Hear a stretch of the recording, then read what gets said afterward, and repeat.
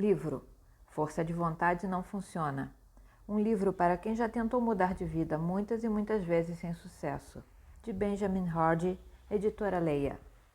Capítulo 7. Altere suas opções padrão.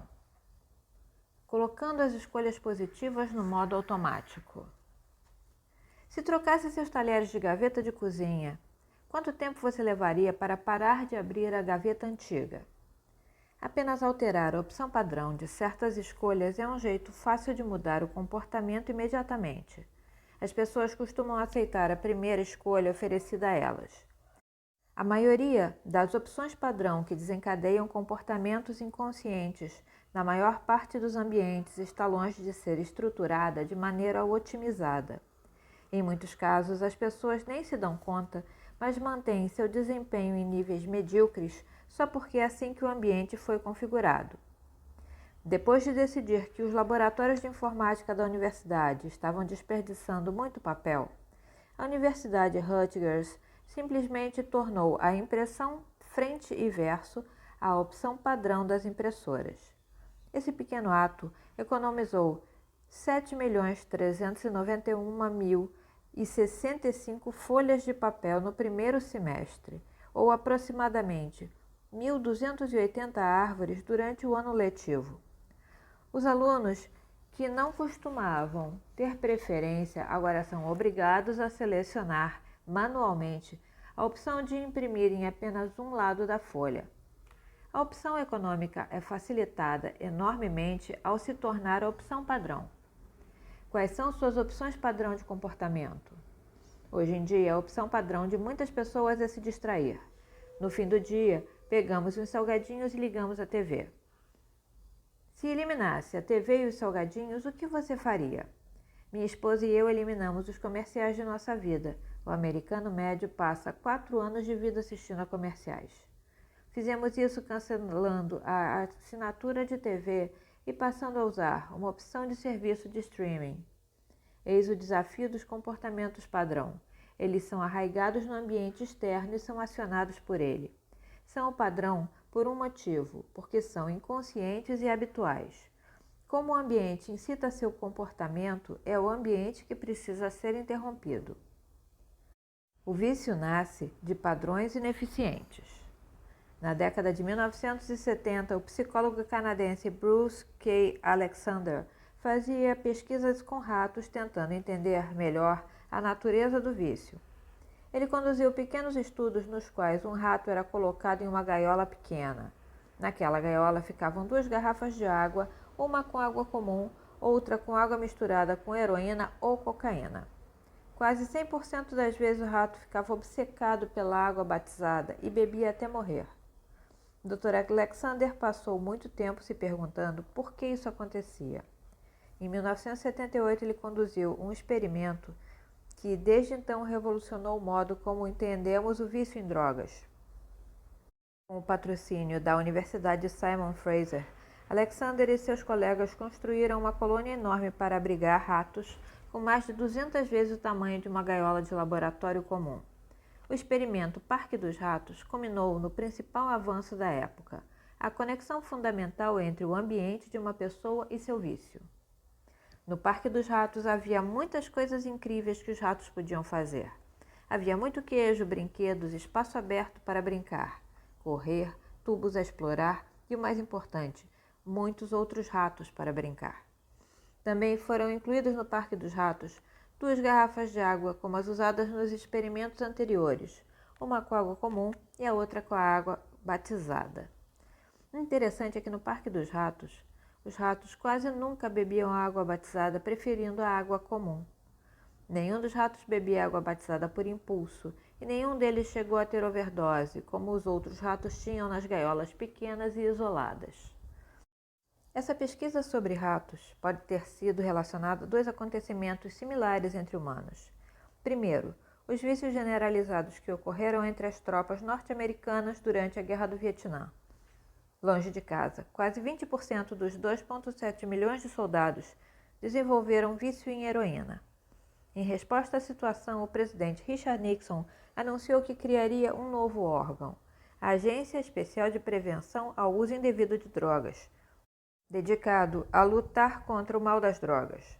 Depois de estabelecer um programa de prevenção e reabilitação, Nixon solicitou que fossem feitas pesquisas com os militares viciados quando eles voltassem para casa.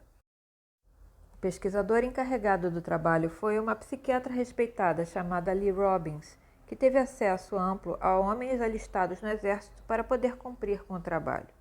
Primeiro, ela testou todos os soldados no Vietnã. Como previsto, quase 20% deles se auto-identificavam como viciados. Aqueles que eram viciados eram obrigados a permanecer no Vietnã até que a heroína fosse eliminada de seu sistema. Eles eram monitorados ao voltar para casa e para suas vidas nos Estados Unidos. No entanto, para surpresa de Robbins, só 5% dos anteriormente viciados tinham recaídas ao voltar para casa. Isso não fazia sentido cientificamente. De acordo com a pesquisa, o cérebro daqueles homens deveria estar tão ligado e dependente da heroína que eles não teriam escolha a não ser ter recaídas impulsivas. As pessoas ficaram indignadas e questionaram a validade da pesquisa. Jerome Jaffe, o homem nomeado por Nixon para dirigir a Agência Especial de Prevenção do Uso Indevido de Drogas, disse a respeito de Dra. Lee: todos acharam que ela estava mentindo de alguma forma, ou que tinha feito algo errado, ou sofria influências políticas. Ela passou meses, talvez anos, tentando defender a integridade do estudo. Ser viciado no Vietnã não significava ser viciado nos Estados Unidos. Embora as pessoas não conseguissem compreender o comportamento dos soldados, 45 anos depois, as descobertas da Dra. Lee hoje são amplamente aceitas.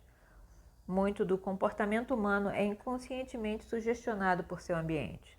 Até mesmo comportamentos que detestamos e não queremos desenvolver. Por exemplo, o Dr. David Neal, psicólogo da Universidade Duke, disse: para um fumante, a visão da entrada do prédio onde trabalha, um lugar aonde vão fumar o tempo todo, se torna uma sugestão mental poderosa para que desempenhe esse comportamento. Quanto mais o ciclo se repete, mais enraizada a sugestão, o que faz com que seja muito difícil resistir. Ao mudar o padrão onde estaciona o carro e por onde entra no prédio, o fumante pode eliminar o gatilho. A doutora Wendy Wood explica uma razão importante pela qual os gatilhos em nossos ambientes podem ser tão poderosos. Não nos sentimos impulsionados pelo ambiente, diz ela, mas na verdade estamos bastante integrados a ele. Assim, tanto Neal quanto Wood sugerem que a melhor maneira de alterar o vício ou qualquer comportamento indesejado é tumultuar o ambiente. Até mesmo pequenas mudanças, como fazer o lanche impulsivo de meia-noite com a mão não dominante, pode alterar a sequência de ação e a resposta corporal que estão direcionando o seu comportamento. Isso atrai sua mente consciente de volta ao momento, permitindo que tenha tempo de considerar se você realmente quer tomar a decisão que está prestes a tomar. A doutora Wood explica: é um tipo de breve janela de oportunidade para pensar. Isso é realmente o que quero fazer? Portanto, a principal teoria por trás do motivo pelo qual as taxas de recaída eram tão baixas entre soldados do Vietnã era que, após terem a dependência física tratada no Vietnã, eles voltaram para um lugar radicalmente diferente do ambiente onde o vício existia. Vícios, como outros comportamentos, são ambientais. Em certas situações, o vício era um padrão.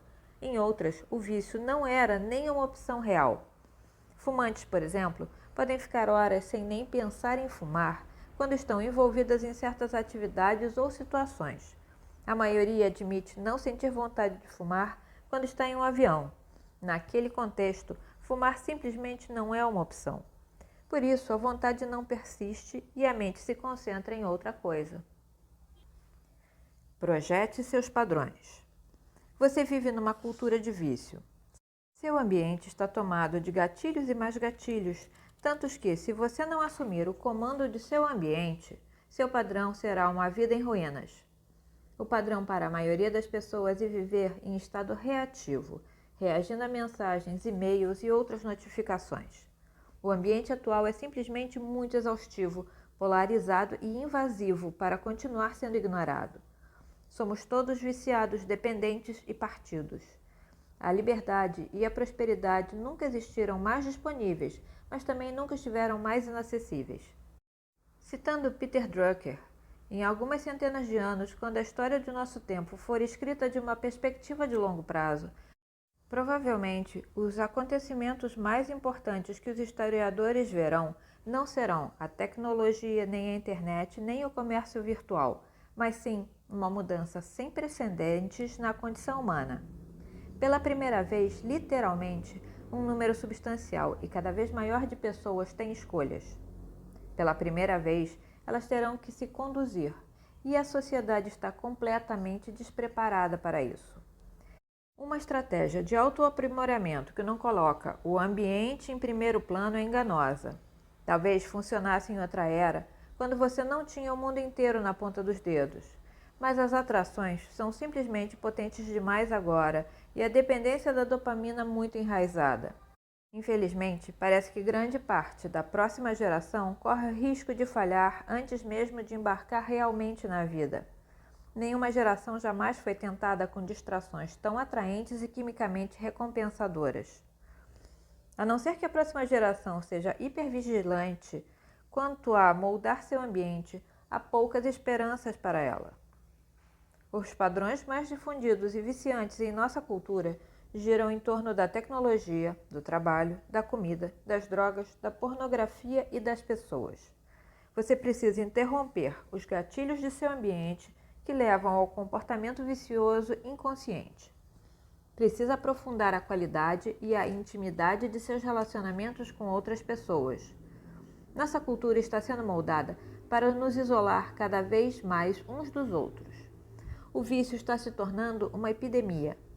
Quando você tem relacionamentos profundos e significativos, suas chances de desenvolver um vício nocivo são muito menores. A seguir, estão 4 princípios para superar padrões prejudiciais em seu ambiente. Princípio 1. Não seja escravo de seu ambiente. Se você for como a maioria das pessoas, a tecnologia o controla mais do que você a ela. Nos primeiros segundos após acordar, seu capataz tecnológico já o escraviza. Então, durante o dia de trabalho, você não consegue se concentrar por mais do que alguns minutos sem receber mais uma dose de dopamina via e-mail, redes sociais ou outra distração suculenta da web. Um estudo revelou que as pessoas checam seus smartphones, em média, mais de 85 vezes por dia e passam mais de 4 horas navegando na internet e usando aplicativos. O engraçado é que as pessoas checam o telefone mais do que o dobro do que acreditam fazer. Por exemplo, quando foi a última vez que você parou num sinal vermelho sem olhar imediatamente para o celular? Coloque o aparelho no porta-luvas. Essa falta de consciência se reflete em todas as outras áreas da vida da maioria das pessoas. Somos sistemas holísticos. Nenhum componente da sua vida pode ser visto isoladamente.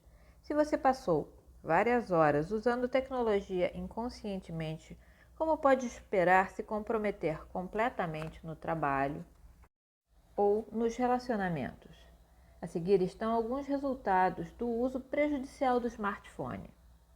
Aumento da depressão, da ansiedade e da disfunção diurna, diminuição da qualidade do sono, diminuição do bem-estar psicológico e emocional, diminuição da inteligência emocional, aumento do estresse e diminuição da performance acadêmica entre estudantes. Um estudo revelou que se os pais são reflexivos e conscientes quanto ao uso do smartphone, seus filhos são muito mais propensos a também desenvolver um relacionamento saudável com a tecnologia. Por outro lado, se os pais são reativos e impulsivos quanto ao uso do smartphone, como se pode esperar que os filhos sejam diferentes? Como ocorre com tantas outras coisas, os pais têm muita facilidade em dizer aos filhos o que fazer, mas têm dificuldade em seguir o próprio conselho. No que diz respeito ao aprendizado, o principal método que as crianças usam é a observação e a imitação. Tal como pulgas treinadas no pote, cuja geração seguinte também era afetada pela barreira invisível, o comportamento dos pais se tornará um padrão para seus filhos. Outra pesquisa revelou efeitos negativos do uso de laptops e celulares 1 ou 2 horas antes de dormir. Especificamente, o estudo revelou que indivíduos que paravam de olhar para telas de 1 a 2 horas antes de dormir experimentavam uma qualidade de sono substancialmente melhor e menos agitação do sono. Os autores pesquisadores do estudo concluíram simplesmente dizendo: devíamos restringir o uso de equipamentos móveis e laptops antes de dormir para termos uma mente sã e uma boa saúde. Um dia por semana você precisa se permitir se recuperar. Pense nesse dia como seu sabá pessoal, quaisquer que sejam suas inclinações religiosas, seu dia de descanso. Se utilizar esse dia de descanso, com certeza terá uma semana muito mais comprometida e eficiente. Assim como deveria se desligar completamente do trabalho todas as noites, você deveria desconectar completamente seu corpo da comida e seu cérebro da tecnologia uma vez por semana. Comece sua intervenção tecnológica fazendo um jejum semanal durante o qual vai se comprometer a não checar o smartphone ou entrar na internet durante 24 horas. O propósito do jejum tecnológico é se reconectar consigo mesmo e com as pessoas que ama. Se nunca se permitir um tempo longe da tecnologia, ela vai cansá-lo mental e fisicamente. Embora talvez você não sinta, a tecnologia estressa seu sistema. Esse estresse contínuo coloca seu corpo em modo de sobrevivência, fazendo com que armazene gordura em vez de queimá-la. Seu vício no smartphone está fazendo com que você engorde. Se quiser ser mental e fisicamente saudável, você precisa se dar um tempo. Precisa se recompor e descansar. Princípio número 2. Onde quer que você esteja, é onde deveria estar. Em nossa cultura superconectada, o equilíbrio trabalho-vida se tornou um luxo do passado. Nos anos 1930, os economistas se maravilhavam com as tecnologias da economia de tempo e previam que seus netos, nós, trabalharíamos apenas por volta de 20 horas semanais. Eles achavam que teríamos desenvolvido tecnologias e robôs para a maior parte do trabalho e que teríamos mais tempo livre para atividades agradáveis e significativas. Mas não foi o que aconteceu. Na verdade, estamos trabalhando mais do que nunca. E quando não estamos trabalhando, estamos conectados. O padrão, principalmente para a geração Y, é estar sempre disponível. Isso não é honroso nem eficiente. Várias pesquisas no campo da psicologia da saúde ocupacional têm demonstrado que para se comprometer e ser eficiente no trabalho, você precisa aprender a se desconectar psicologicamente dele. A desconexão psicológica real acontece quando você se abstém completamente de atividades relacionadas ao trabalho durante o tempo de não trabalho. Isso significa que você não só se desconecta fisicamente do trabalho, mas também mental e emocionalmente. Pesquisas revelam que pessoas que se desconectam psicologicamente do trabalho experimentam o seguinte: menos fadiga e procrastinação relacionada ao trabalho, engajamento muito maior no trabalho, definido como vigor, dedicação e absorção, ou seja, fluxo. Maior equilíbrio vida-trabalho, que está diretamente relacionado à qualidade de vida. Maior satisfação conjugal e melhor saúde mental. Se você não se desconecta adequadamente do trabalho, suas chances de desenvolver depressão são muito maiores. Seus relacionamentos sofrerão, assim como sua saúde. Você é um sistema. Tudo está conectado. Se estiver radicalmente desequilibrado e agitado, como espera ser saudável, vibrante e presente? Como as pessoas estão sempre conectadas, elas permanecem em estado de estresse contínuo. Esse estresse é subconsciente, mas envelhece a mente e o corpo. Para combater esse cansaço causado pela falta de descanso e recomposição, as pessoas vivem à base de estimulantes para seguir em ação. A única maneira de se desconectar psicologicamente do trabalho é mudar seu padrão. Você precisa interromper seu ambiente de trabalho.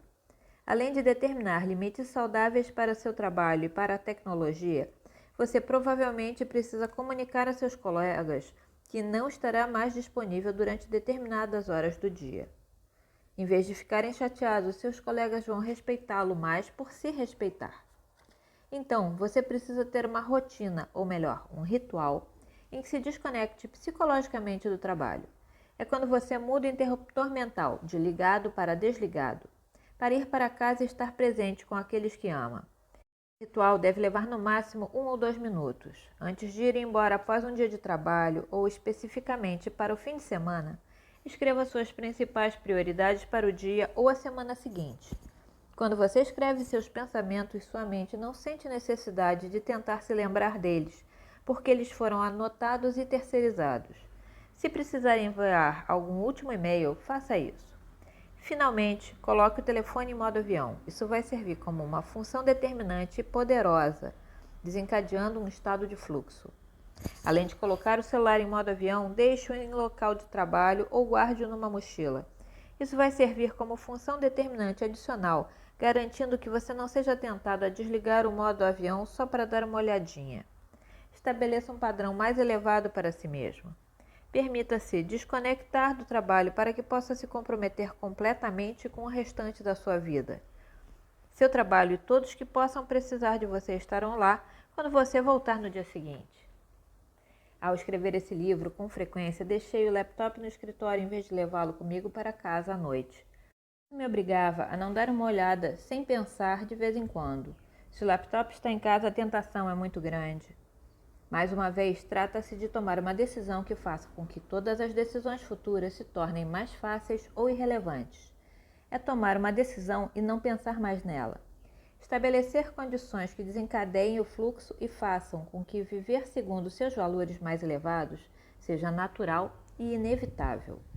Se vai para casa de transporte público, você pode ouvir música ou um material educativo para relaxar enquanto se prepara para estar com aqueles que ama.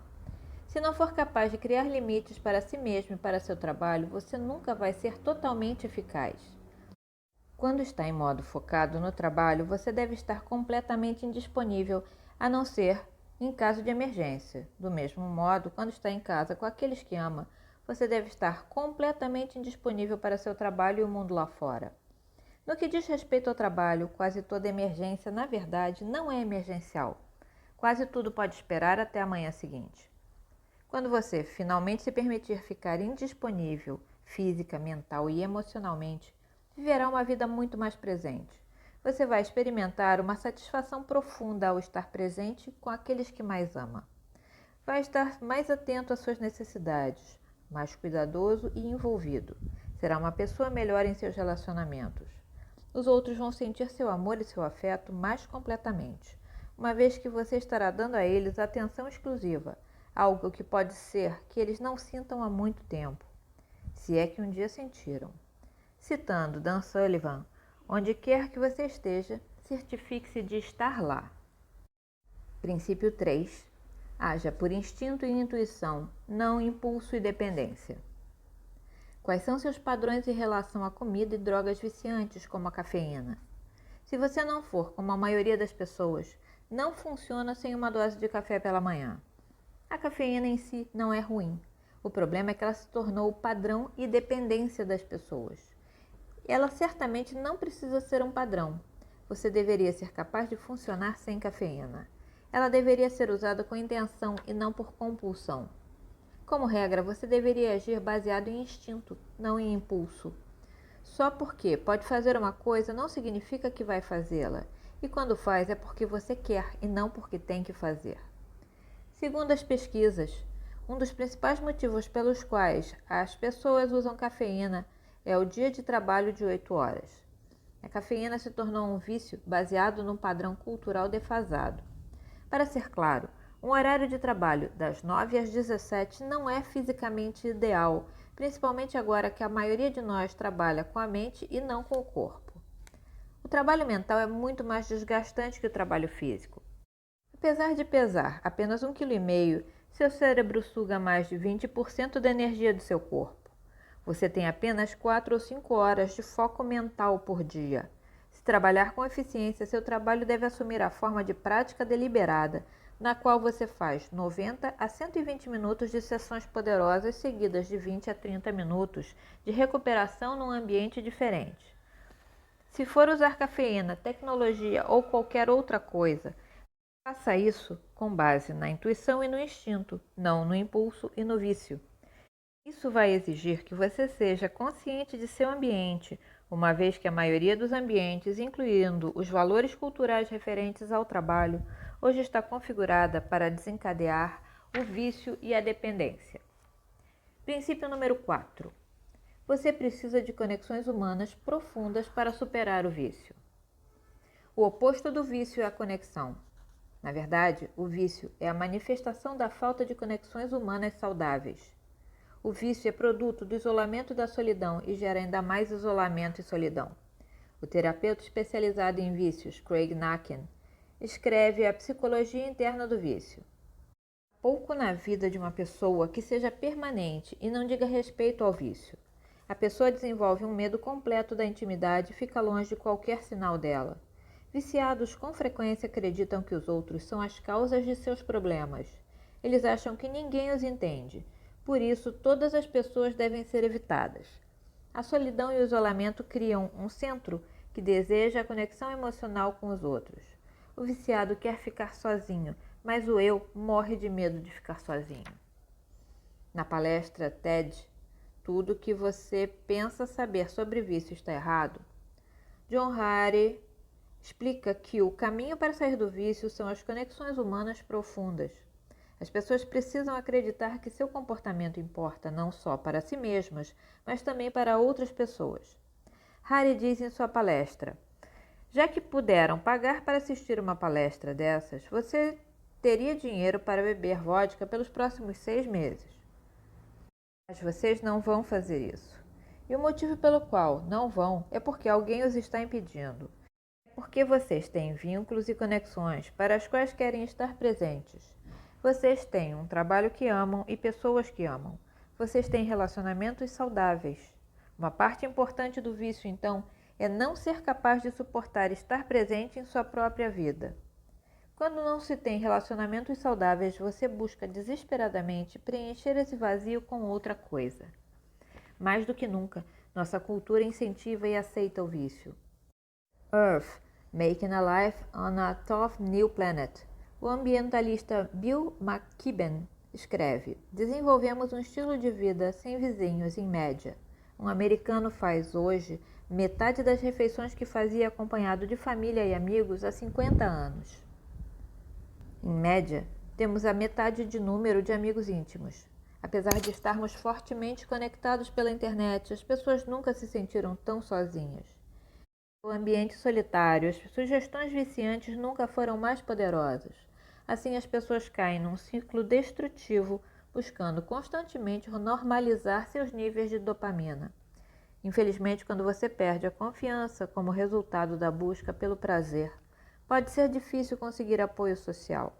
Você provavelmente vai tentar se convencer de que primeiro precisa vencer o vício antes de se conectar com as pessoas.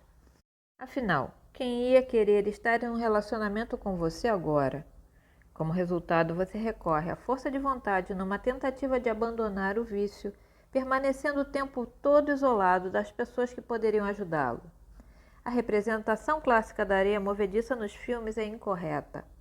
O mocinho não simplesmente desaparece, exigindo um mergulho heróico.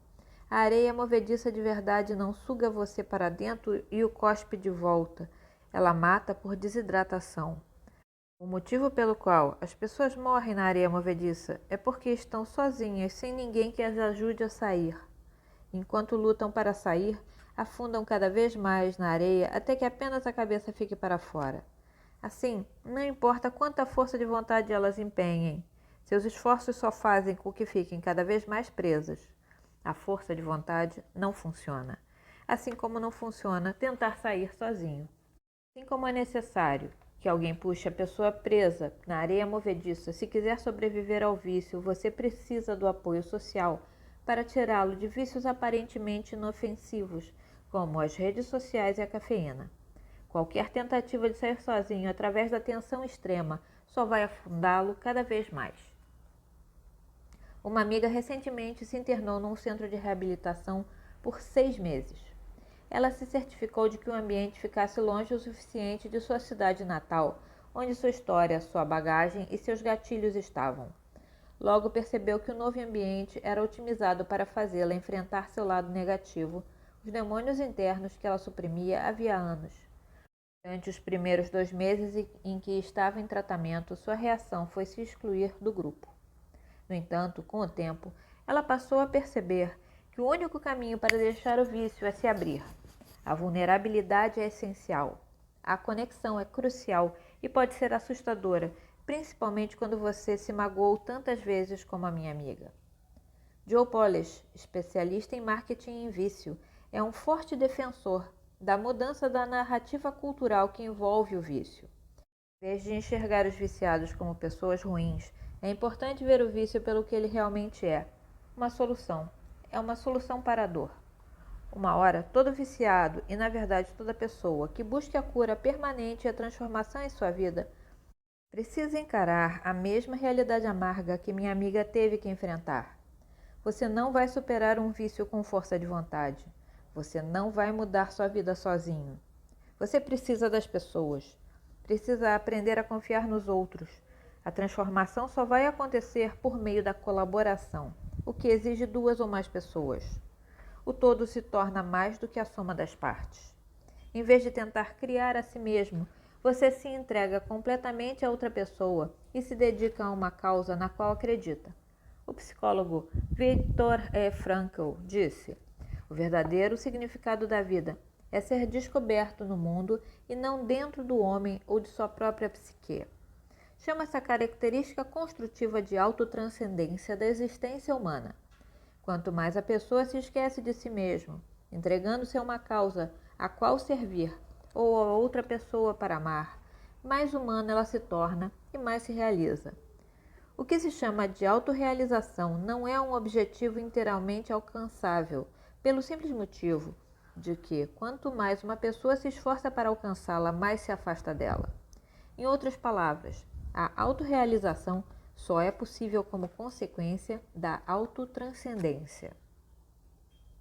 Você não precisa ser brilhante para ter relacionamentos saudáveis.